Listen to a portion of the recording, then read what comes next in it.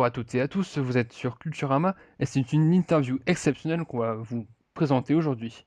Pour une fois, ce n'est pas Pierre qui est à l'animation, mais c'est moi parce que il est fatigué, il a eu un dur week-end, il a pleuré les récents déboires du LOSC. Salut Pierre. Connard. Voilà, comme ça on commence l'émission de manière bien vulgaire, enfin bref. Salut à tous. Bah, déjà, c'est vachement vulgaire puisque vous avez parlé du LOSC. Donc Ah déjà, bah j'ai envie de là, dire tout là est c'est dit, quoi. voilà, exactement. Bon, bah, Bonjour, moi je suis l'invité. ouais. Coucou, hello. Ah là là. Ouais, il est un petit peu intrusif, mais bon, ça va, il est sympathique, donc hein, on l'aime bien. Donc aujourd'hui, nous allons parler de Plus ou moins geek. Plus ou moins geek, c'est une émission culturelle autour de la culture geek, dans le sens large du terme, c'est-à-dire que ça peut parler de jeux vidéo, de BD, de romans, de culture japonaise, de ciné, de séries, de culture web et d'un tas de trucs. Le format de l'émission est d'environ 50 minutes, un sujet étant dédié à chaque catégorie. Les sujets diffèrent selon la popularité, c'est-à-dire qu'on peut avoir un grand succès populaire comme une pépite méconnue du grand public. La joyeuse bande de chroniqueurs a un chef d'orchestre et notre invité du jour, David Fressino. Bonjour David. Un orchestre qui joue mal. Ok, Alors, d'accord, cette vanne était pourrie, mais oui, bonjour, bonjour Cultura, ma blague. Et non pas Cultura, hein, puisque c'est une Cultura, c'est tout. Donc une enseigne de magasin où ils vendent les comics 20 fois plus cher déjà qu'à la Fnac, qui le vend déjà 20 fois plus cher qu'Internet. Voilà, voilà, ils c'est ont tout. déjà pas cette pub, rajoutons-en. Est-ce, Ouais, exactement. et je- J'ai envie de les dénoncer ce soir chez vous, les gars. est-ce que, Bien. Moi, j'ai envie de dire c'est mal. Oui. est-ce que Cultura vend des ordinateurs? Bah écoute, en tout cas, s'ils font de l'occasion, en tout cas, on retrouvera bientôt celui de Pierre, je pense, Euh, sur le Bon Coin, sur ouais. eBay et sur Viva Street. Et je propose maintenant qu'on ne cite plus aucune marque, parce que normalement, ça y est, vous avez fait 10 000 € là de retour de placement de produits. On va gagner de l'argent grâce à toi, ça c'est magnifique. Enfin, j'en ai bien besoin, vu que bon. Hmm. Vu que tu Bon, habites dans le Nord-Pas-de-Calais. exactement, voilà. Donc comment ça va David? Bah bien, écoute, j'ai l'impression de faire une émission très sérieuse quand tu as parlé du résumé de Plus ou moins geek, qui va être un bon gros bordel là cette année. Enfin, un bordel organisé en tout cas. Mais c'est ça, ouais, t'as bien résumé, à peu près 50 minutes d'émission, une partie en plateau avec des chroniqueurs qui viennent défendre un petit peu leur bout de gras, et puis des reportages extérieurs sur le jeu de rôle, il y a eu on a reçu des grands auteurs de SF l'année dernière, on a eu Michael Moorcock, on a eu en réal, on a eu Yann Kounen, on a eu un ou deux Doctor Who, je ne sais plus, enfin voilà, quoi, on a reçu plein de monde, on a fait des sujets sur plein de trucs, et donc voilà, dans la joie et la bonne humeur, et ça reprend bientôt. Ouais, bah ouais, pour la troisième saison. Et en fait, ça t'est venu comment l'idée de l'émission? Parce que maintenant elle a 3 ans, mais bon, le concept, il t'est venu d'où en fait?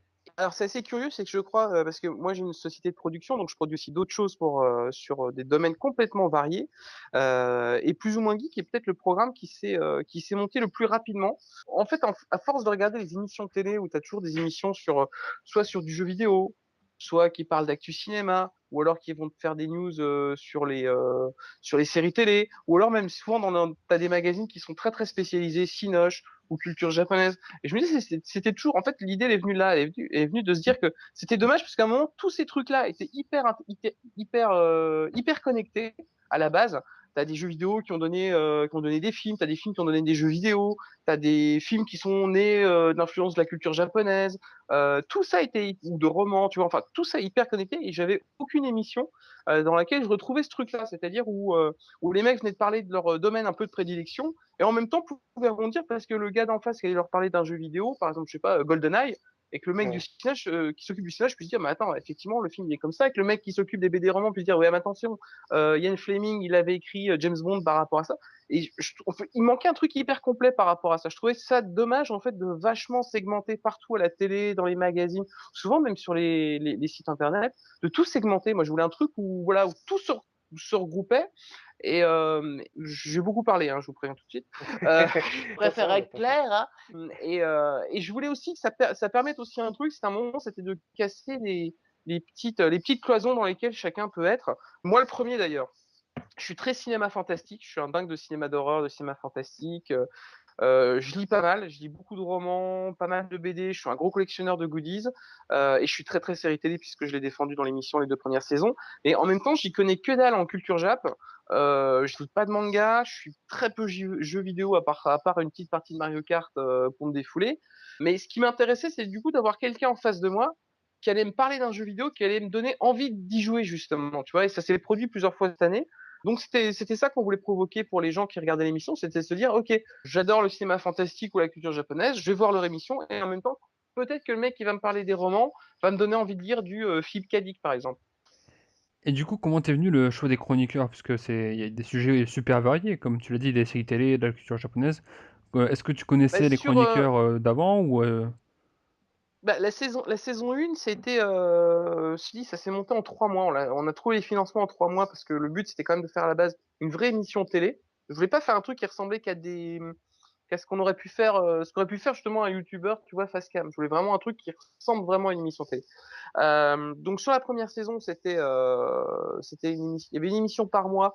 Donc on n'a pas pu aborder trop de genres différents. Donc il y avait François Descraques pour le web et François, pour ceux qui suivent un petit peu le Visiteur du Futur ou le blog de French Nerd, c'est un de mes meilleurs potes et un de mes plus anciens potes. Ça doit faire 15 ans qu'on se connaît, donc je crois qu'il y avait 15 ou 16 ans la première fois qu'on s'est vu. Très bon On a contact, hein. Il est excellent, il est excellent. Ah, c'est une crème, c'est un mec qui a pas changé en 15 ans. En tout cas, voilà. C'était vraiment, nous, on a travaillé plein de fois ensemble avec François sur plein de trucs obscurs, avant que, bah, pour lui, que ça cartonne sur le visiteur. Et donc, voilà, ça me semblait assez logique qu'il s'occupe de la partie web.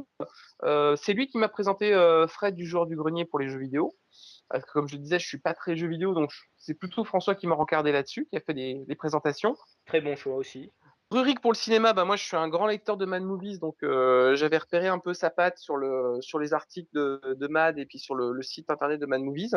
Il faut savoir que je suis pas revanchard parce que Rurik, pour la petite histoire, la première fois que je l'ai rencontré en vrai, c'était dans une sorte de conférence, je crois, au Festival du film fantastique de Gérard May, où j'étais invité à intervenir et j'ai dit un truc qui lui a pas plu alors que lui était dans la salle. C'était pas sur lui, hein, c'était sur le cinéma fantastique en général. Et je pense qu'on s'est pris le bec pendant à peu près au moins 20 minutes. Mais ça n'a pas dû le marquer des masses puisqu'il ne s'en rappelait absolument pas. Alors que moi, je m'en rappelais en me disant putain, mais vraiment, mais quelle ordure, quel escroc. Donc voilà, mais c'était vraiment le meilleur pour parler. C'est Pitchman, hein, il te pitcherait le bottin que tu aurais envie d'aller l'acheter, tu vois. Donc il est très très fort là-dessus. Laurent Kessy qui s'occupe donc des BD romans, qui est romancier et scénariste BD. Il s'avère que c'est en fait sa chérie, c'est une des meilleures amies de ma chérie à moi. Donc tout simplement, c'est comme ça que j'ai rencontré Laurent. Et puis on avait essayé de faire plusieurs fois, on a fait des petits podcasts filmés où on matait des films ensemble et puis on parlait effectivement de ce truc-là, mi-littérature, mi-cinoche. Et on l'a fait une ou deux fois. Je crois que j'ai dû peut-être publier un jour, une fois, la vidéo sur Internet. J'ai dû la retirer depuis, mais voilà, il y a eu un bon feeling. Et puis RL, c'est, comme je disais, du coup, culture japonaise qui est absolument pas ma cam à la base. Et ben c'est en passant sur son blog. J'avais été voir pas mal de sites qui parlaient de ça, qui parlaient d'actu ou de rétro. Et puis c'était celui qui était le mieux écrit. Donc je l'ai contacté, on s'est rencontrés, et puis voilà quoi. Et après, par contre, ça c'était vraiment la team de la saison 1. Et quand on est arrivé en saison 2, bah, du coup, on a eu beaucoup de changements puisque on est rentré dans le groupe Canal+, puisqu'on était avec Planète Plus, nos limites. On passait d'une émission par mois à 4 émissions par mois, donc on passait en hebdo, et qu'on nous avait suggéré pas mal de rubriques que les gens avaient envie de voir. Ils avaient envie de voir du jeu de rôle et du jeu de plateau, ils avaient envie qu'on parle de cosplay. Donc il a fallu faire venir vraiment plein de monde. Et là, ça a été vraiment des rencontres au fur et à mesure, quoi. Après, à partir de là, c'est vraiment des rencontres. La partie pote, c'était vraiment sur la première. Et après, ça a vraiment été au fur et à mesure. On m'a dit, bah tiens, moi je connais quelqu'un qui parle très bien de nouvelles technologies. Ah bah tiens, moi, mon pote, c'est un féru d'histoire un peu paranormale, rencontre-le. Et ça s'est vraiment fait comme ça après. En fait, c'est plus devenu une équipe qu'une bande de potes, au fur et à Euh, mesure. alors, c'est assez curieux. C'est Enfin, qu'en fait, au départ, on n'était pas une bande de potes.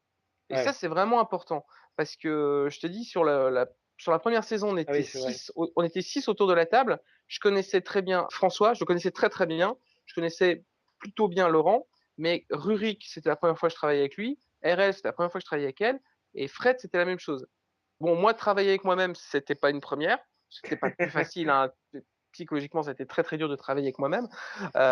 Mais voilà, mais en fait, cet esprit, il est né assez rapidement. C'est-à-dire que quand on est sorti de plateau, effectivement, la saison 1, moi je la trouve hyper bancale. J'ai beaucoup de mal à la regarder parce on n'est pas naturel, on accroche, on a des types de langage tous qui sont juste hyper horribles et horripilants. Au fur et à mesure, en fait, ce truc qui était constitué un peu de manière un peu bâtarde, a vraiment commencé à devenir vraiment un esprit de groupe, vraiment un esprit de bande de potes. Et moi, c'était vraiment un truc que je voulais vraiment, qui était très très important. Ce qui fait que quand chacun me disait, bah tiens, peut-être que pour la saison 2, lui pourrait être intéressant, il savait que il me proposait cette personne-là parce qu'il se disait qu'il allait bien s'intégrer dans le reste de la bande. Et l'air de rien, on est quand même passé de 6 à 12 en saison 2. Parce qu'en saison 2, on a récupéré Yumi pour le cosplay. Alors elle, c'est particulier, elle m'a carrément envoyé son CV. Alors, elle y Ouais. était elle y était au bluff, elle m'a envoyé un jour un mail en me disant j'adore la saison 1, elle avait 17 ans à l'époque, faut savoir un petit peu. Moi, je l'ai su qu'après ça. Donc elle m'envoie un petit mail en disant bah l'émission est vachement bien, il manque du cosplay et si j'avais été avec vous dans l'équipe, voilà ce que j'aurais fait pour la spéciale fantôme, la spéciale robot, la spéciale cyberpunk, la spéciale machin. Elle m'avait tout listé. Je me suis dit cette nana elle a vraiment des couilles. C'est horrible de dire ça, hein, mais c'était vraiment le cas. Et on s'est rencontrés, ça, voilà, elle était super à l'aise. Donc je me suis dit elle est banco, mais toute jeune, hein. Stéphane Gallo, donc qui fait jeu de rôle, jeu de plateau, c'était un des meilleurs potes d'RL, donc elle me l'avait conseillé. On avait fait un petit casting, on avait vu 2 ou 3 autres personnes en plus, et Stéphane avait juste écrasé tout le monde, et c'est un tueur en tournage.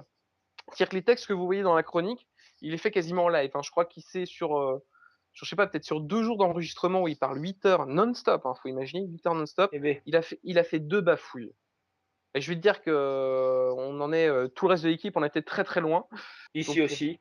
ouais, ah bah Stéphane, c'est un monstre, hein. Et en plus, c'est ce qui était génial. Bah après, je vous reparlerai peut-être des soirées qu'on s'est fait à côté, mais qui étaient vraiment bien. Troisième, c'était Baptiste Poulain qui est venu s'occuper de la nouvelle technologie dans une rubrique un peu hybride avec Histoire, où il y a un autre chroniqueur qui s'occupe de l'histoire. Baptiste, on me l'a présenté avant que j'apprenne que c'était en fait le compagnon. Ça fait bizarre, compagnon, ça fait vieux mot, non? Le compagnon, c'était le compagnon de notre attaché de presse. Partons à Euh, l'aventure. voilà, allons guerroyer pour récupérer quelques écus, mes braves gens. Donc Baptiste, ouais, je l'ai rencontré, et puis après je me suis rendu compte que voilà que c'était quelqu'un finalement que j'avais dans un cercle assez proche. Nico qui faisait la rubrique histoire avait une émission sur Planète et c'est le directeur de la chaîne de Planète qui a dit attendez, je vous connais tous les deux, faut vraiment que vous vous rencontriez parce que je pense que vous avez vraiment bien collé ensemble, ce qui était vraiment le cas parce que c'est devenu un de mes meilleurs potes.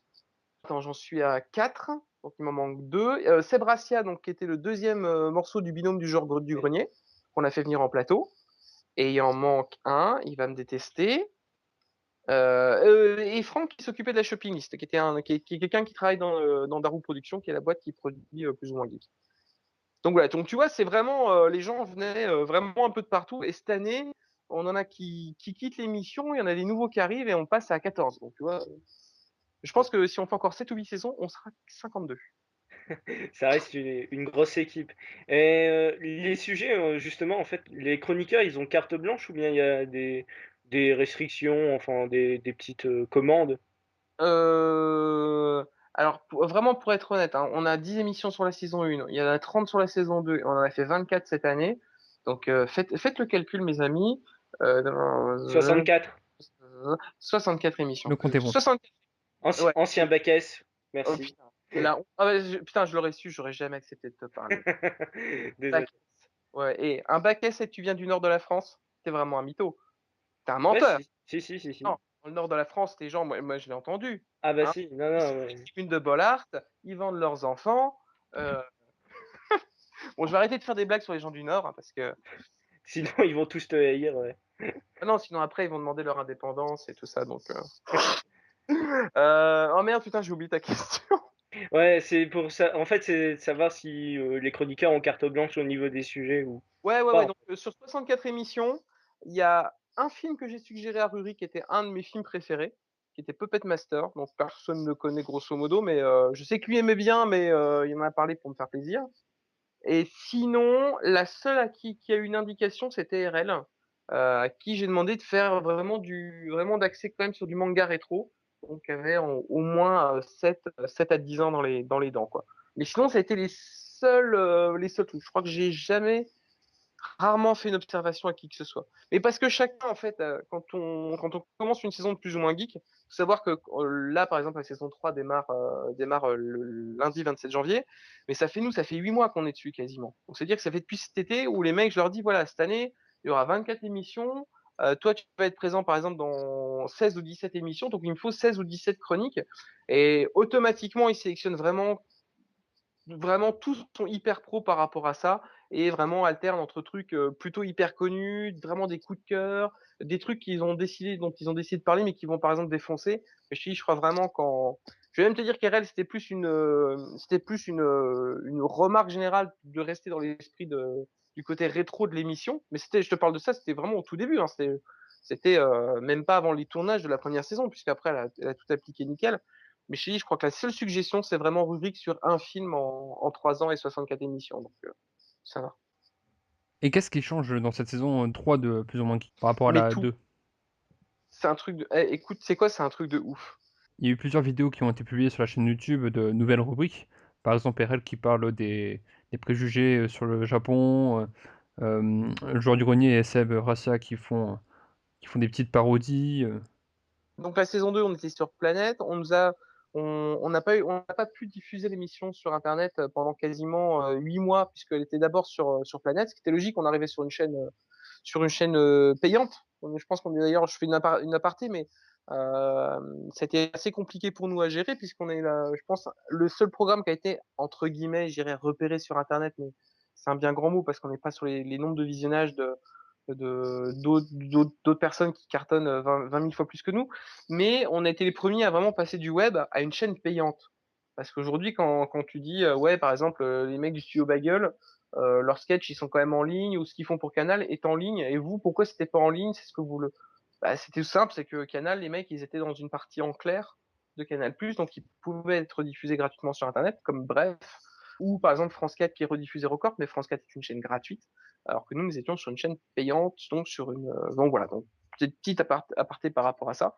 Donc du coup, quand l'aventure s'est finie avec Planète, et ça s'est fini vraiment dans de très bonnes conditions, on a respecté notre quota d'audience, mais il y a eu un petit repositionnement édito sur la chaîne qui faisait qu'on avait déjà un peu de mal à être en adéquation avec le reste des programmes.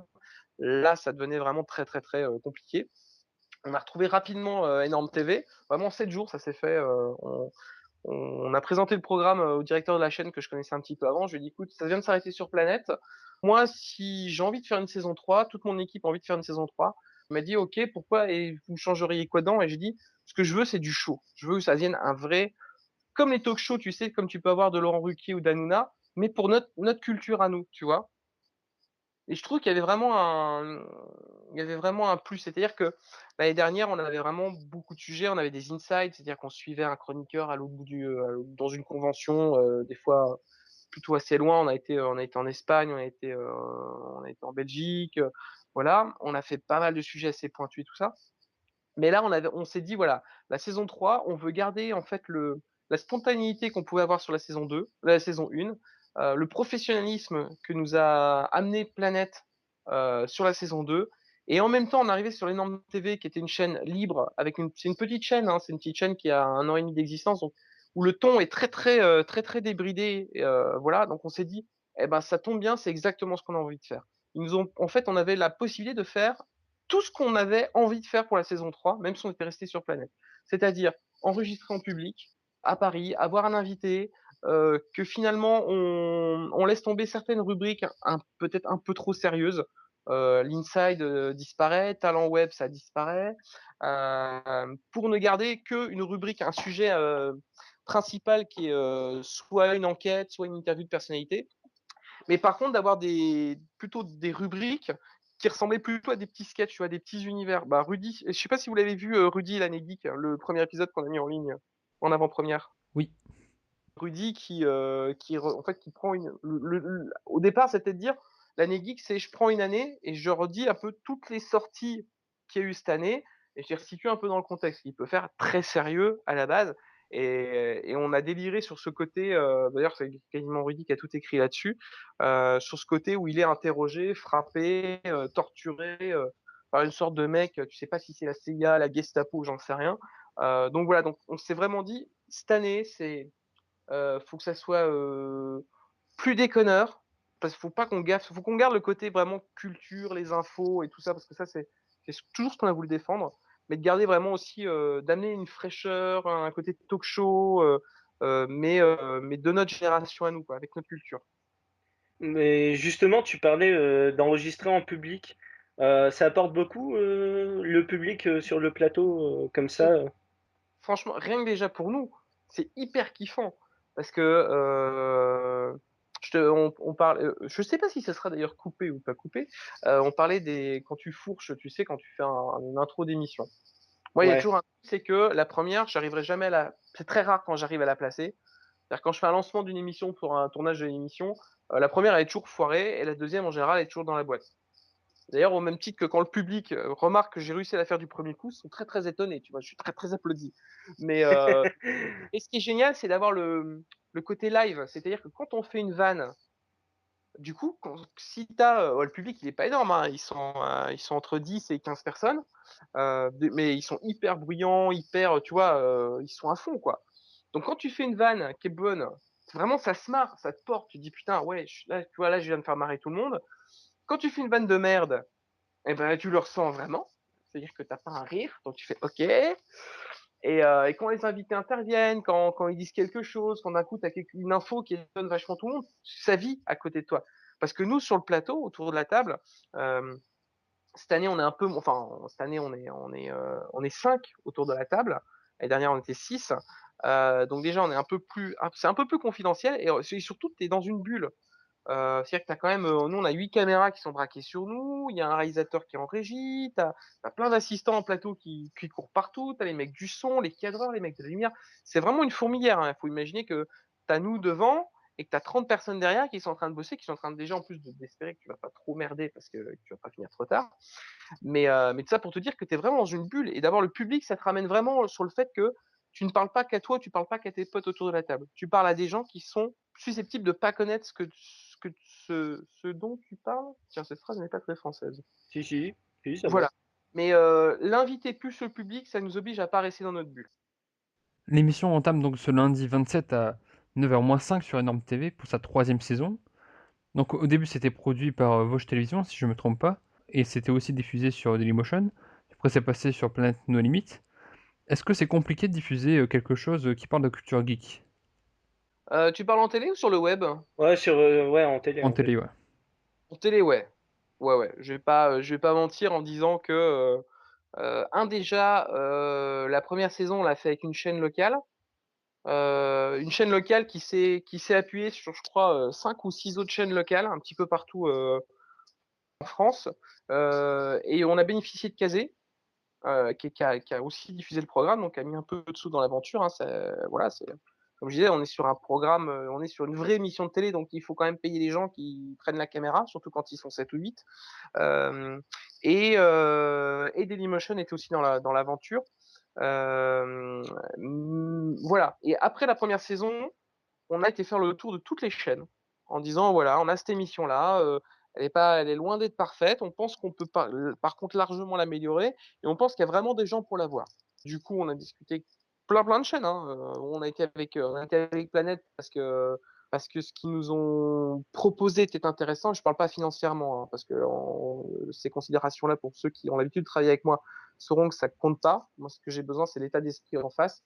C'est vraiment le meilleur état d'esprit, qu'on ait rencontré. C'est-à-dire nous dire: «Je comprends rien à ce que vous dites, mais banco, on y va, quoi». Et toute la chaîne, notre boss au niveau de Planète No Limites, son chef au-dessus, voilà, ils nous ont dit: «On sait pas de quoi on comprend rien de vos trucs, mais ça a l'air sympa, donc on y va». Mais voilà, mais il y a une chaîne en France qui s'est lancée. Après, tu as des chaînes des chaînes comme No Life dont c'est vraiment le créneau. Et encore, moi, j'ai un problème, c'est que No Life, c'est pas vraiment une chaîne qui me parle. J'ai plus de 30 ans. J'ai vachement du mal je sais pas qu'est-ce que vous en pensez, mais moi, j'ai plutôt du mal à me retrouver sur No Life, par exemple. Ben, en fait, ce qui est bien avec No Life, c'est que bah, justement, ça diffuse pas mal de produits du web, mais finalement, ben, c'est pas forcément utile d'avoir No Life parce qu'on peut tout retrouver sur Internet. Enfin, ça, c'est mon avis Ouais. personnel. Mais ça a permis ben, un petit peu ben, de lancer certains programmes, hein. Ben, par exemple, tout, la Flanders Company, enfin tout ce qu'a fait Ah bah, Rudy complètement. Pomerade. c'est passé là-dessus et ça l'a vraiment lancé, je pense. Ah mais complètement, complètement. Mais je suis complètement de ton avis, en fait. C'est-à-dire que, pour moi, en fait, les émissions de No Life, elles sont très bien, mais elles s'adressent à un public, très, très spécifique. C'est-à-dire c'est, si tu as un fan hardcore de tel truc, tu vas y aller et voilà. Alors que nous, le but de l'émission, c'était vraiment de faire un panel, le plus large possible de la culture geek. Donc pourtant, on pourrait se dire: «Ouais, du coup, comme c'est très, très large, forcément, il y a plein de chaînes de télé qui vont adorer, qui vont se dire: "C'est génial, tous les gens qui aiment le jeu vidéo vont venir, tous les gens qui aiment le cinéma fantastique vont venir", et puis tout s'accumuler, ça va faire des audiences de malades». Et c'est faux. C'est faux parce qu'au contraire, c'est que tu as plein de chaînes qui se disaient: «Attends, les mecs qui aiment le cinéma fantastique, ils doivent pas être beaucoup. Ceux qui aiment le jeu vidéo, ouah, ils sont pas beaucoup».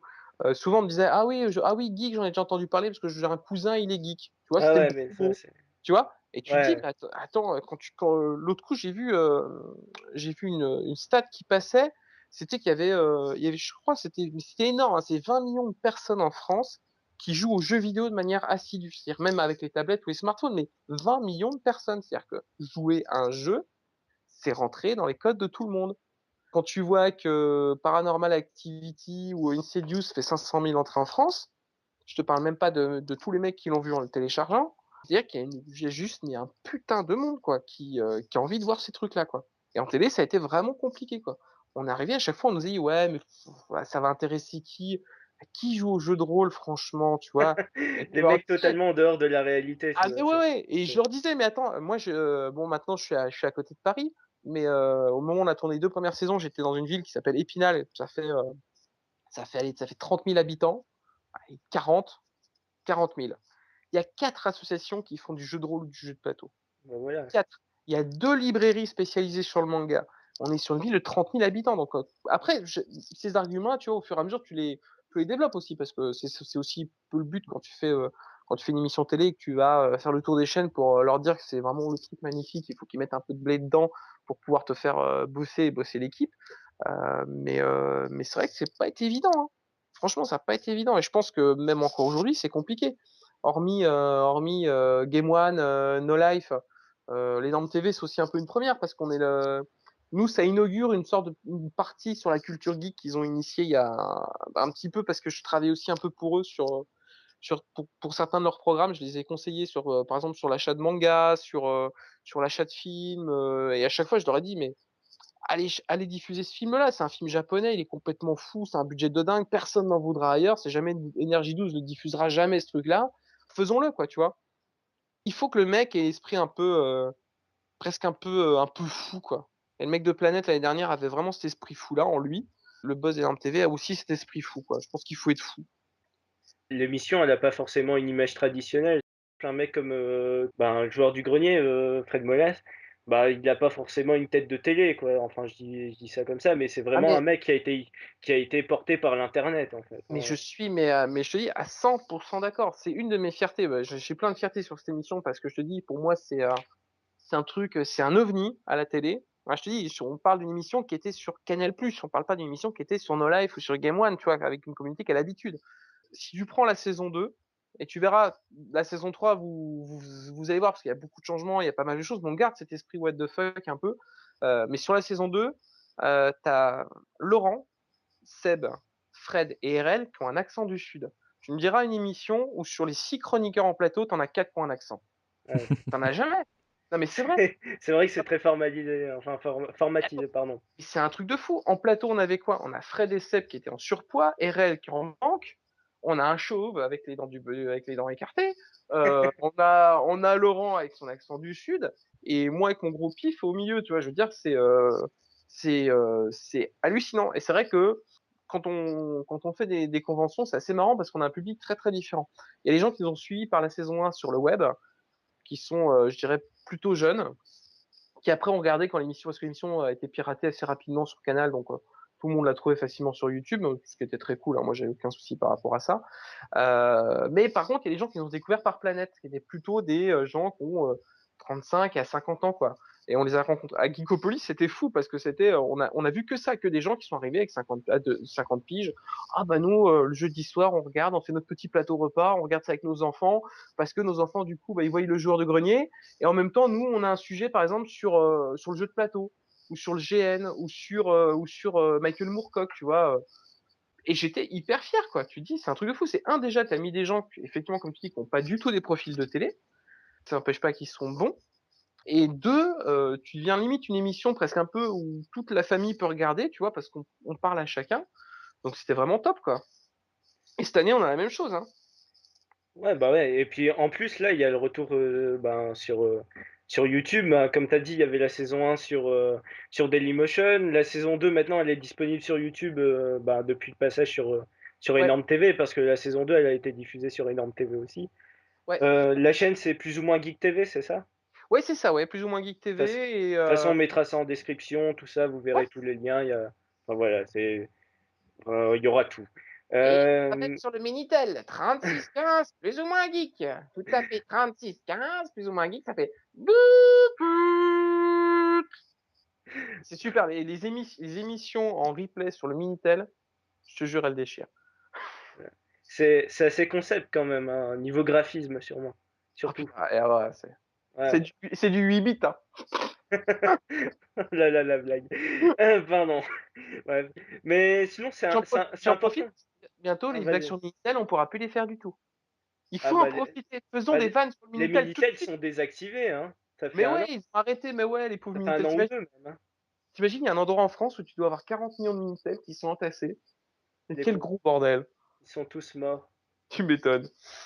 Ouais, tu me disais, ouais, sur la diffusion web, ouais, bah, nous, C'est de toute façon, c'est important. pas dur. Chaque année, on a changé de chaîne. Ouais.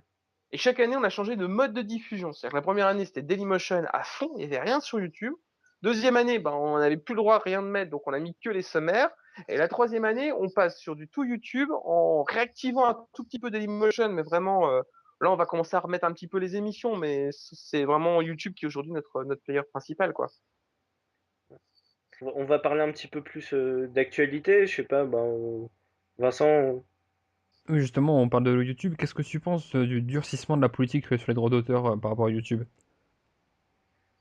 Alors, écoute, je vais peut-être me faire lyncher, mais en même temps, comme je disais, c'est que je fonctionne comme ça, je dis toujours ce que je pense, parce que voilà, faut la langue de bois, c'est pas forcément toujours intéressant, mais je pense que YouTube a un peu raison. Alors vous allez me dire, quoi? Quoi? L'enfoiré, le droit à la création, machin.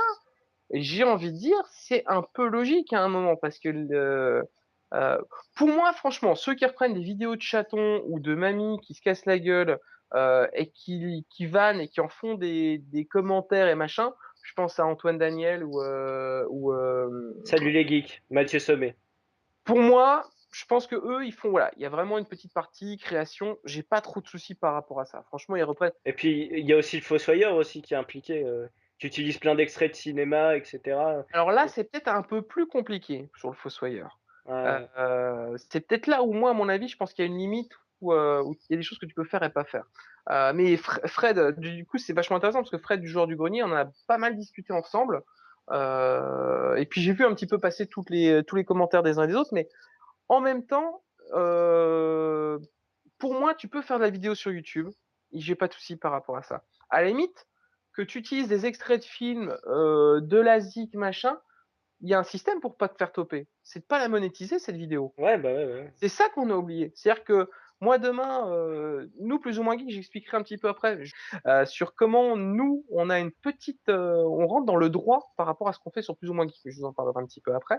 Mais effectivement, c'est-à-dire que si tu monétises pas ta vidéo, à la limite, tout le monde s'en fout. Les studios, ils s'en foutent. Le compositeur, il s'en fout. D'ailleurs, si tu regardes bien, hein, ceux qui attaquent, enfin ceux qui ont fait de pression là-dessus pour récupérer leur pognon, c'est pas forcément la Warner qui dit attendez, le Fossoyeur, il a pris 5 minutes de film pour parler. Ils s'en foutent.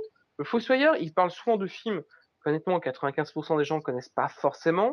D'ailleurs, je trouve même presque trop grand public par rapport à ce que nous, Rurik fait chez nous, par exemple.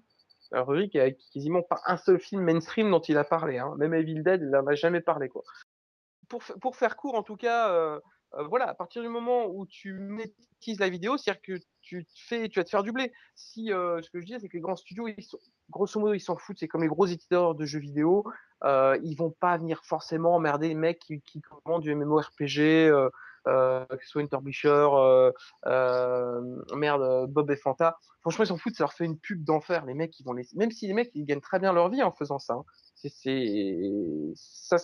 indéniable.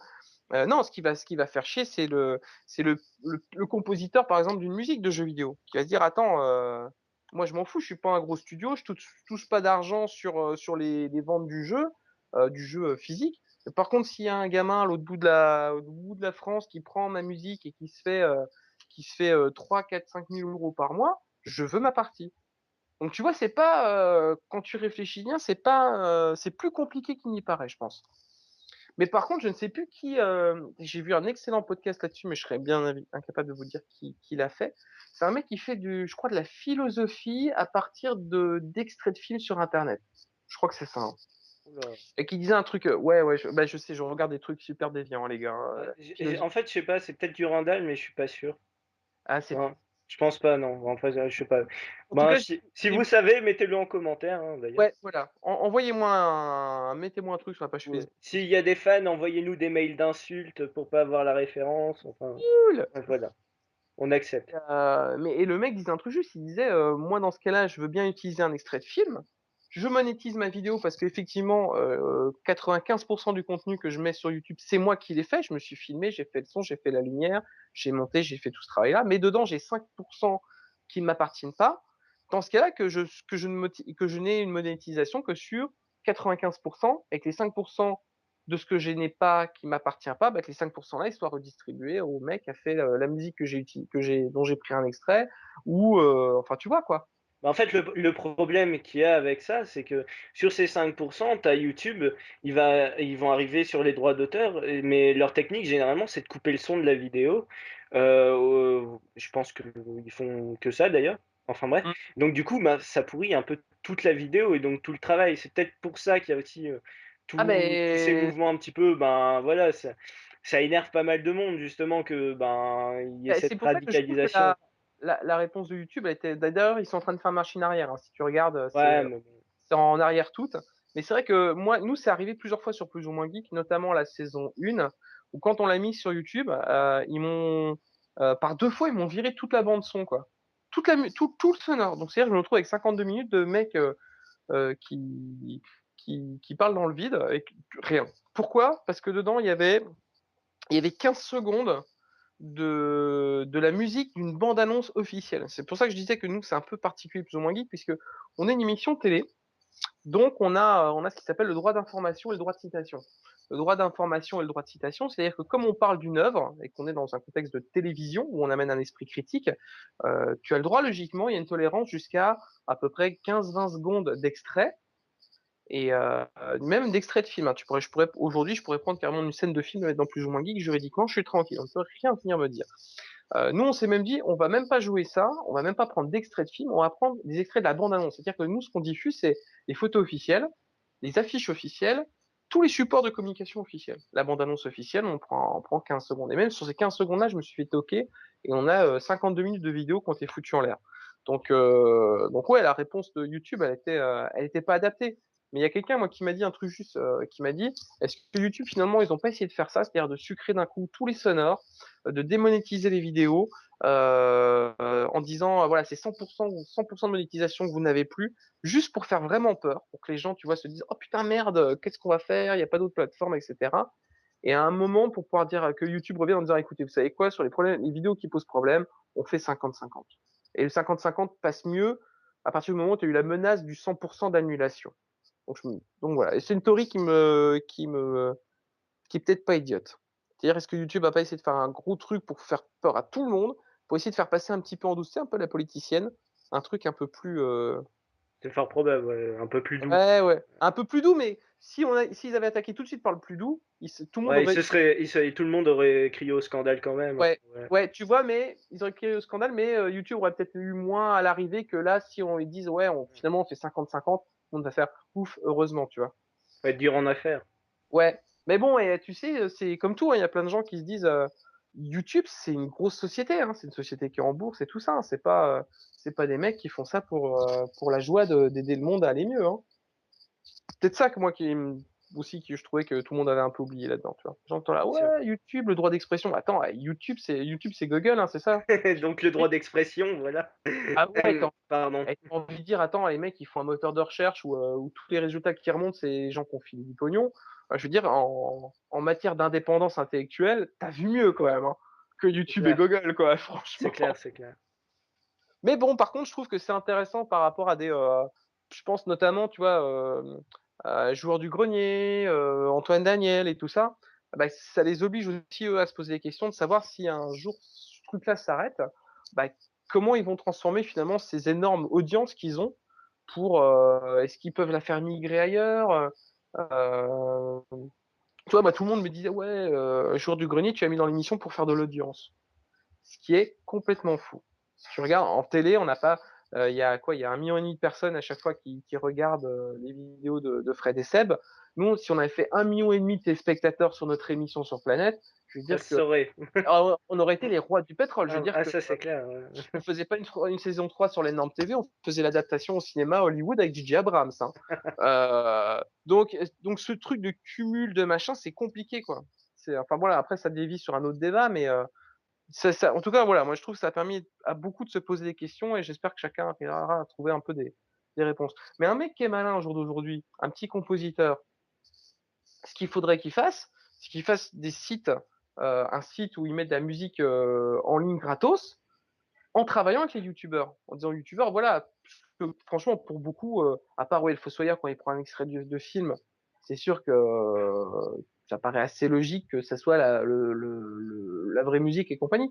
Mais il y en a qui, honnêtement, c'était juste la musique de fond, qui était une musique Ouais, dont ils ouais. n'avaient pas les droits. Et c'est con, quoi. Tu dis, à la limite, tu mets n'importe quelle autre musique libre de droit et t'es tranquille, quoi.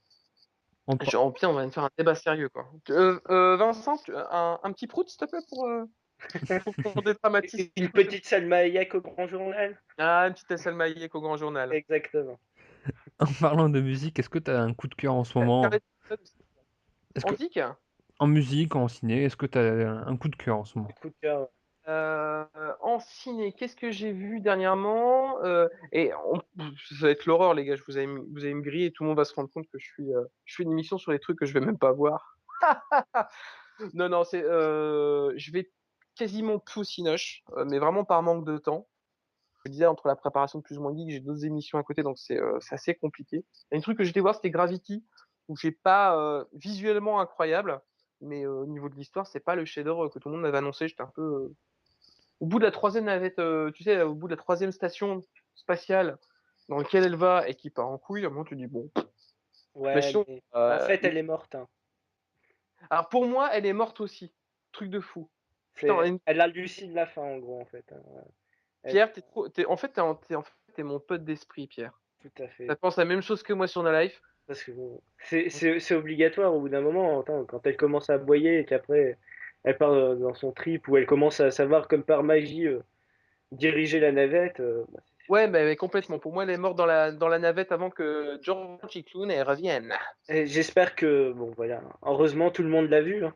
Hein, Ouais, bah maintenant, ouais. Et si maintenant tout le monde le sait au si moins. vous l'avez pas vu, il y a la critique ciné sur Culturama, j'ai envie de dire.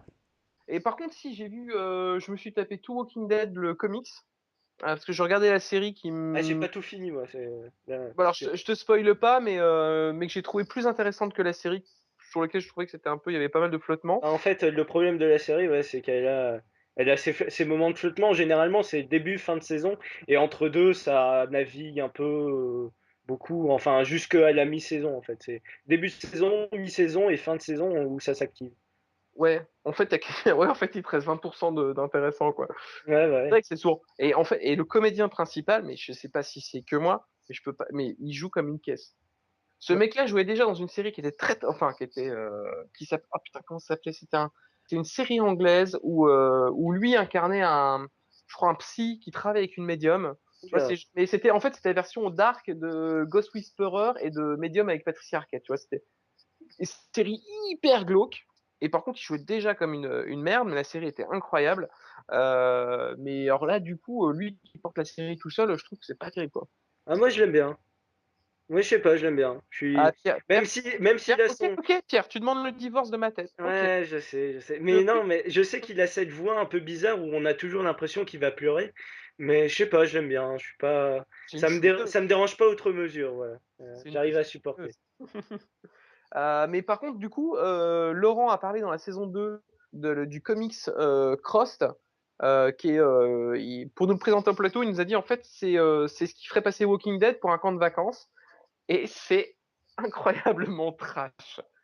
C'est un comics là en couleur, contrairement à Walking Dead, avec des mecs qui ne viennent pas des sortes de zombies, mais des sortes de maniaques, comme si toutes les pulsions les plus animales, les plus folles prenaient le pas sur les gens, et et apparaissent sur leur visage à ces gens-là qui sont contaminés, on va dire, une sorte de croix rouge de chair brûlée. Et c'est hyper trash. Ça vient d'être publié en France. J'ai reçu les comics. J'ai tout bouffé ça d'un seul coup. Et franchement, il y a des trucs, mais qui m'ont vraiment, pas choqué, mais qui m'ont vraiment retourné la tête en me disant, putain, merde, les mecs, ils ont été super loin, quoi. Donc Crust, ouais, super BD, conseillé par Laurent Cassis, hein, que voulez-vous. Et puis, ouais, ouais, gros coup de cœur là-dessus. Et puis en série, non, en ce moment, en série, je me fais chier, en fait. Ouais, Matthew Mother, là, Ah. tu te dis que Depuis la fin de Breaking Bad, peut-être aussi. ouais, j'étais à fond sur Breaking Bad. Ouais, ouais. Mais alors là, je suis Walter White à mort, quoi. Qu'est-ce que c'était bon. Ah, Très, cette très fin. bien. Cette fin. Hyper déçu, par contre, par la fin de Dexter, qui est quasiment arrivée avec 2 semaines de décalage. Ouais, j'en ai entendu parler, personnellement, je regarde pas, mais. Ouais, fin hyper décevante, mais ça fait 3 saisons que c'était vraiment de la grosse merde. Et par contre, le créateur original, parce que Dexter a changé 2 fois de showrunner, le tout premier, celui donc qui a fait les 4 premières saisons, qui sont vraiment les 4 meilleures largement, a publié il y a peu de temps en fait la fin idéale qu'il aurait fait pour la série. Donc je la spoile pas, c'est trouvable sur halluciné.fr. Enfin, en tout cas, c'est là que je l'ai trouvé. Et son idée était 20 milliards de fois mieux que la fin toute pourrie qu'ils nous ont faite. Mais non, non, pas trop. Ouais, ouais, en ce moment, je trouve y a pas grand-chose qui me botte en télé, pas beaucoup en ciné. En même temps, en fait, je suis dans ma période Laurent Cassis. Je suis très BD et roman là, en ce moment. Il y a une super série qui a démarré il y a 2 semaines sur HBO, c'est True Detective. Ouais, ouais, il paraît que c'est très très bien et Euh, ça a bien marché sur Et puis HBO, surtout, hein. le concept va être très intéressant, c'est-à-dire que HBO a envie de changer d'acteur à chaque saison. C'est-à-dire que ben là, il y a un duo et ce sera un duo différent pour la saison 2.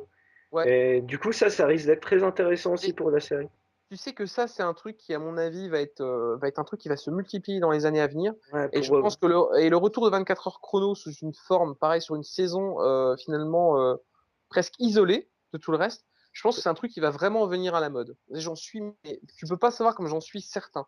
pour que chaque C'est-à-dire acteur fasse son petit projet cinéma entre deux, etc. exactement, Et ça exactement. permettra de renouveler la série Et que les départs des sans trop acteurs ne fassent pas forcer. trop chier non plus les showrunners. Exactement, ouais, Et ouais. complètement, complètement. Aujourd'hui, déjà comme ça, les mecs, si la série marche pas, ils ont pas mis toute leur carrière, tu vois, en branle.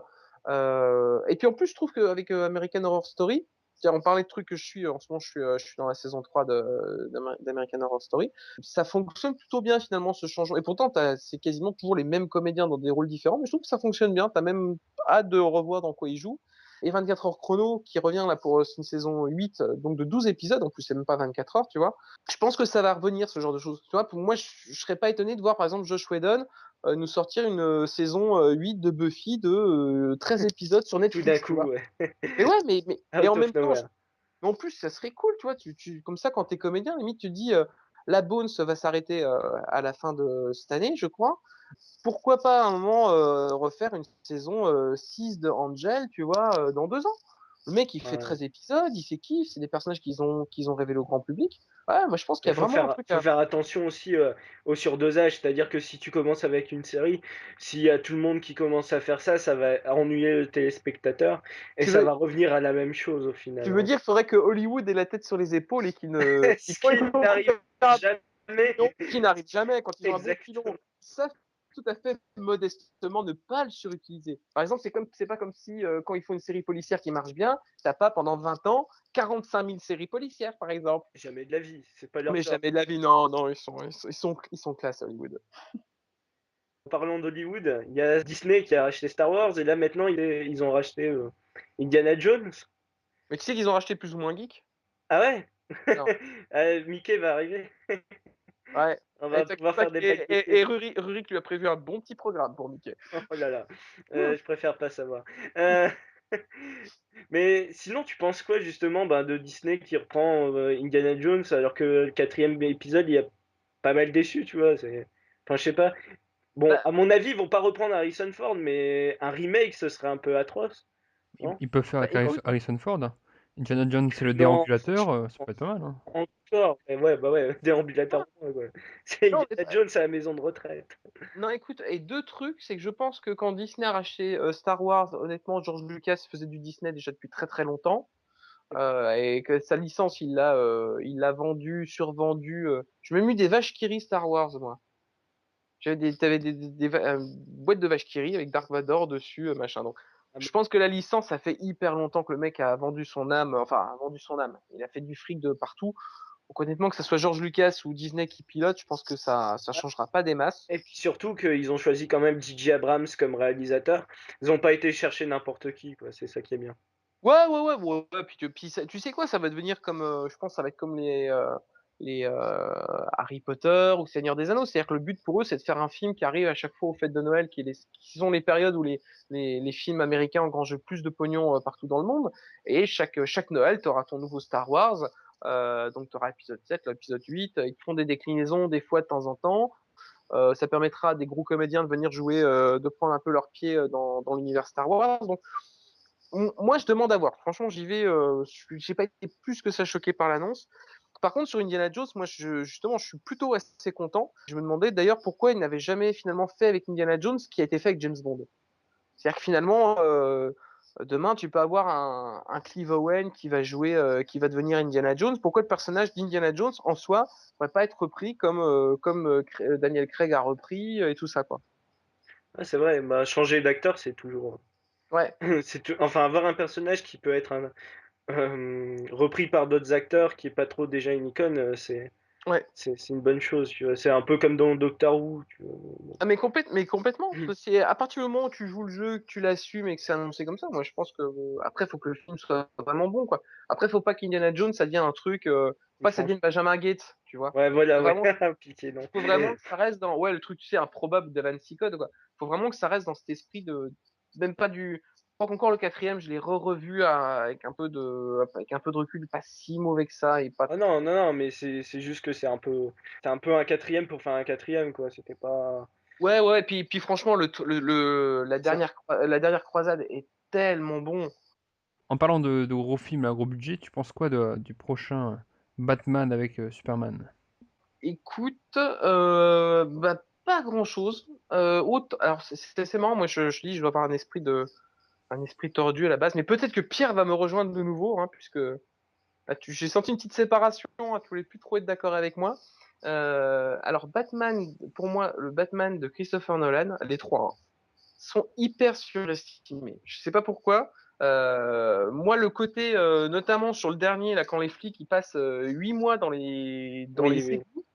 T'as déjà vu? Déjà, tu passes toi, mec du Nord, hein, puisque je vous parle en Picardie, vous êtes dans. Tu passes déjà une journée dans les égouts.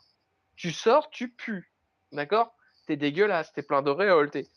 Les mecs, imaginons quand même que c'est tous les flics de la ville, ça fait 8 mois qu'ils sont dans les égouts, mecs, ils sortent, ils ont même pas de barbe en plus, hein. Ils sont impeccables, ils ont tous en plus leurs uniformes. Ça, c'est très fort. Donc, c'est-à-dire qu'ils ont dû leur passer, tu vois, Mais en fait, ensemble. dans le dernier, il y a beaucoup d'incohérences. Oui. Franchement, voilà. Moi, personnellement, je suis fan de la trilogie de Nolan. Pas du dernier. Le dernier, je l'ai trouvé bien vachement en dessous. Ouais. Alors, moi, je dirais Mais au que. contraire, moi, je trouve le premier sous-estimé. C'est-à-dire on l'a un petit peu dit, ouais, c'était un moyen de relancer Batman vite fait pour lancer The Dark Knight. Mais au final, il est tout à fait correct, le Alors, tu vois, parce premier que Batman. je pense que je pourrais avoir le même jugement que toi en le re-regardant. Je pense aussi qu'effectivement, il a dû être un peu craché et tout. Deuxième, bah, Heath Ledger est juste Il est énorme. hallucinant, mais il y avait déjà des trucs qui me Bah, gênaient en un fait, petit peu. le problème de peut-être que de la trilogie Nolan, c'est qu'elle est très très sérieuse. C'est-à-dire, c'est pas, il manque une dimension, comment dire? Il y a beaucoup, de critiques de la société à l'intérieur. Il est très sombre, très vraiment beaucoup trop sombre, en fait, peut-être. Ouais, C'est-à-dire, contrairement en fait, pas très sombre parce que bon, tu regardes les Burton, ils étaient pas très gays non plus, tu vois? ouais.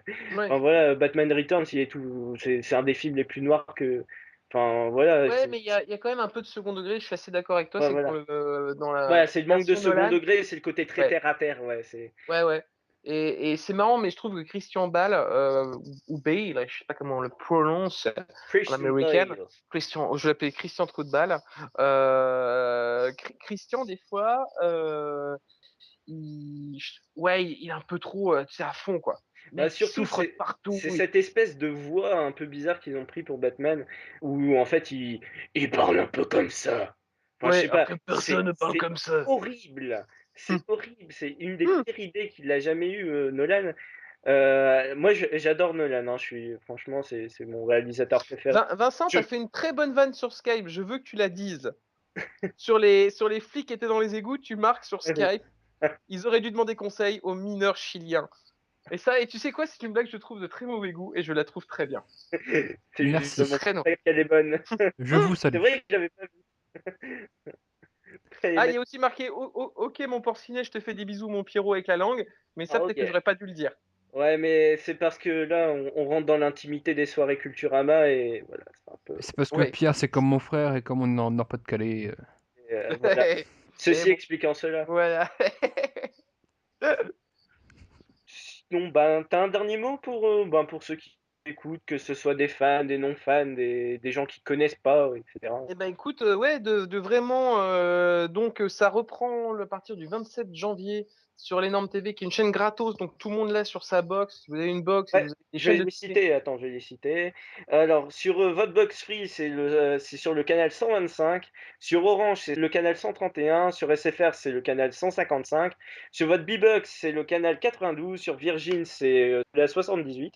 Sur Tévolution, c'est 72. Et si vous n'avez aucune de ces box, c'est sur Play TV, il me Ouais, semble, donc sur Internet. ouais, Et ouais, c'est les, ça. Donc Est-ce que c'est je la suis reprise. complet? et les numéros du loto sont le 48, le 2, le 5 et le 18. Mais dans le désordre. Bien sûr. Exact. C'est le tiercé de Vincennes, ça. Avec, Et avec le sourire de Jean-Pierre Foucault, voilà. exactement. On est reparti pour 24 numéros. Donc, on est diffusé donc chaque semaine de fin janvier jusqu'à quasiment fin juillet. Donc, comme tu disais, ceux qui n'ont même pas l'énorme TV sur Play TV, ils peuvent l'avoir en streaming live direct. Donc, 21h, peuvent se brancher, regarder l'émission. Euh, Nous, elle sera mise en ligne en intégralité 7 jours après. Mais chaque jour, sur la page Facebook et sur notre page YouTube, tu auras un extrait en exclu. Donc, tu auras une rubrique qui va être isolée de cette émission-là. Donc, voilà, on a essayé de réfléchir à faire vivre nos pages le plus intensément possible, surtout que, comme je disais, ça fait quand même un an qu'on n'était plus là. Voilà, plein de nouveautés. Donc, Rudy de la Flanders Company qui nous rejoint. Le Geektionnaire, qui est une très très bonne rubrique. Moi, j'adore, vous allez voir, c'est super drôle. C'est un terme geek qui est décrypté par un mec qui travaille avec nous depuis 2-3 ans, mais qui était toujours dans l'ombre, mais qui est très très drôle, qui s'appelle Sébastien Lacheret. Voilà, en plus, si on me pose la question du recrutement pour entrer dans l'émission, c'est que vous ayez une communauté ou pas de communauté, peu importe. C'est vraiment le feeling qui joue là-dedans. Même nous, on peut postuler. Ouais, bon, j'ai dit, il faut du feeling, les mecs. Ouais, bon. Ah, comment je vous ai cassé. J'allais pleurer dans mon coin. Oh, bah, tu C'est sais, une mauvaise nouvelle eh, supplémentaire. comme tous les gens du Nord. Hein. Tala, tin. Mais ouais, ouais, non, il y a plein de nouveautés. Il y a toujours, il y a des nouveaux chroniqueurs en plateau aussi. Il y a je dirais, ce que j'appelle maintenant les historiques, c'est Laurent, moi et Rurik, puisqu'on est là depuis le début en plateau. Les Euh, originaux. Carole Quinten, qui en plus de pas être désagréable à regarder, vient nous parler manga rétro, puisque RL maintenant va faire uniquement culture japonaise dans une autre rubrique. Nicolas Augusto, qui vient de Gameblog et qui s'occupe de la partie jeux vidéo, puisque Fred et Seb, du coup, n'avaient plus trop le temps non plus d'être là, parce que ça prend quand même un peu de temps, hein, de la partie plateau de l'émission. Joe Hume, qui était notre voix off de la saison 2, arrive en plateau aussi, puisque j'arrête les séries télé. Je me concentre uniquement sur mon rôle de présentateur troublion. Puis surtout, je m'occupe plutôt de la partie d'interview de l'invité qu'on a avec nous. Voilà, donc on enregistre en public à Paris, donc plein de chroniqueurs et vraiment un ton qui garde, voilà, ce que je disais tout à l'heure, c'est-à-dire le côté hyper référence culturelle. On va toujours sur des sujets pointus, on parle toujours de trucs obscurs ou vraiment à découvrir ou à redécouvrir, mais avec vraiment un vrai de la fraîcheur, des vrais échanges, ça déconne, ça n'arrête pas. Enfin, je pense que franchement là, on a vraiment trouvé pour moi, le bon équilibre dans l'émission. Et j'espère que les gens vont s'en rendre compte. Donc voilà, il reste plus qu'une chose à faire, c'est de se mettre devant sa télé. Tiens, ça me fait penser que dernièrement, on m'a demandé l'intérêt d'être devant sa télé parce qu'on n'avait pas son boîtier, on n'était pas raccordé à Médiamétrie. Tu vois, le côté des audiences. Ah oui, ouais, bon. Alors, je vais pouvoir expliquer pourquoi c'est important aussi d'être devant sa télé. Si demain on cartonne sur YouTube et qu'on fait 1 400 000 abonnés, que chaque vidéo est vue 4 millions de fois, la chaîne de télé énorme, elle nous dira, il n'y a pas de souci, restez, ce que vous faites sur Internet nous amène de la visibilité, machin, donc il n'y a pas de problème. Ça risque quand même d'être pas le cas quand même. Hein. Je pense qu'on va pas faire 1 400 000 abonnés en 3 semaines, faut pas rêver. Et du coup, pourquoi c'est important de le regarder à la télé? Parce que l'audience d'énormes TV, nous, on a les audiences quasiment chaque semaine. Parce qu'il y a Médiamétrie, effectivement. Donc, Médiamétrie, c'est des gens qui ont chez eux une double télécommande. Ils ont leur télécommande à eux et la télécommande Médiamétrie, qui permet de calculer l'audience des chaînes. Mais, comme énorme TV sur toutes les box, donc les opérateurs, que ce soit Free, Orange, machin, communiquent les résultats des audiences directement à la chaîne chaque jour. Donc, c'est important. Si lundi soir à 21h, il y a plein de gens qui rallument leur Freebox, même s'ils savent qu'ils ont l'émission 7 jours après sur Internet, s'ils allument leur Freebox, nous, le lendemain, notre directeur de chaîne, il va voir qu'il y a plein de gens qui sont connectés sur Freebox, il va me dire, c'est bien les petits gars, continuez comme ça, je vous aime. Voilà, sinon il va dire, allez vous faire C'est un bon repère, quoi. Ouais, mais c'est un très très bon repère. Donc C'est- les audiences, c'est effectivement. Ça permet de toucher un public plus large aussi, la télé, comme toujours. Ouais. Et puis le but aussi, nous, ça a toujours été de créer un rendez-vous, quoi. C'est-à-dire que les gens aient envie le lundi d'allumer leur télé. Ouais, une vraie émission de télé, quoi. Ouais, mais carrément. On a envie que ce soit un vrai rendez-vous, que les gens se disent, ah putain, attends, il est lundi, ah putain, il est 9h, ça va commencer. Va mettre la 131, parce que moi je suis chez Orange, va mettre la 131, hop là, et devant l'émission, un petit plateau repas, on se marre, on apprend des trucs, et en plus après ça donne envie de télécharger légalement, ou d'acheter de la BD. Donc je veux dire, c'est que des bonnes choses, quoi. Bon, bah voilà. Bah, on peut aussi vous retrouver sur Facebook, donc plus ou moins geek sur Ouais, Facebook. Vous tapez ça avec les signes, par contre, parce que sinon vous tombez sur d'autres chaînes. La chaîne officielle, c'est avec les signes plus et le signe moins.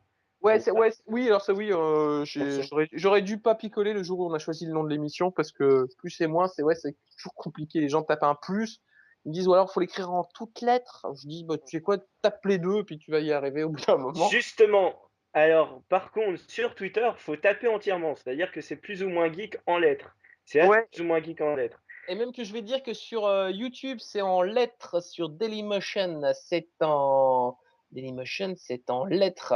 C'est quasiment en lettres tout le temps, quoi, on va dire. Il y a juste sur Facebook où vous faites une exception. Et toi sur Twitter, je l'ai pas noté. Donc c'est quoi ton Twitter? Tu vas voir, elle est super originale. David Fressino. Ouais, je Voilà. sais. C'est pas... Ouais, je sais, c'est très déstabilisant d'utiliser son propre nom. C'est tellement 2013 comme méthode.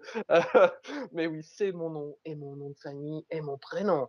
Et en plus, il y a un site internet www.plusoumoingeek.com. Mais je dirais que vraiment la page vraiment à suivre, ça reste la page Facebook parce que c'est là où on poste tout, quoi. On poste les news sur l'émission, les diffusions. Il y a plein de petits visuels sympas aussi qu'on a créés pour l'émission. Donc des fois vous allez voir des meupettes qui vont vous dire regardez plus ou moins geek, c'est dans 1 heure, ce genre de choses. Il y a aussi toute l'actu des chroniqueurs de l'émission avec sur ce qu'ils font à côté. Donc si à un moment vous aimez rubrique, vous voulez en savoir plus, voilà, tout remonte sur notre page Facebook. Donc on se rejoint tous sur Facebook, sur la page de Plus ou Écoute, moins geek. on se lève tous pour Danette et on se rejoint tous sur Facebook, quoi. Donc je pense qu'on va pouvoir mettre un terme à cette petite interview, hein, très courte. Franchement, ouais, franchement, c'était très court. Enfin, non, mais on te remercie, franchement, c'était super. Bah moi je te dis, faut pas me donner la parole, hein, c'est Bah, bon. c'était super complet, c'est justement, c'est super en tout cas. Et bah, on te remercie. Eh ben de rien, écoute, j'ai envie de vous faire des bisous avec la langue, donc je sais pas pourquoi, c'est ce qui est venu une première fois tout de suite dans ma tête. Donc je vous fais des bisous avec la langue. Ok. Euh... Et puis je vous dis à très vite. Puis ouais, puis encore un grand merci pour le soutien, encore un grand merci pour l'interview parce que voilà, c'est une émission qu'on défend depuis pas mal de temps. Et puis voilà, tous les soutiens, les petits focus sont super importants pour nous. Et puis voilà. Puis si un jour ça s'arrête, ça s'arrêtera au moins en beauté. Et on aura fait l'émission qu'on avait envie de voir comme on voulait la faire. Oh, c'est beau. Au revoir. C'est bon. Au revoir, Culturama. Sur cette magnifique interprétation, on va se laisser, voilà. Allez, Acteur Stewart. Bon, allez. salut les à gars. tous, allez, à la prochaine. Petit poney, youpi. C'est trop de la bombe.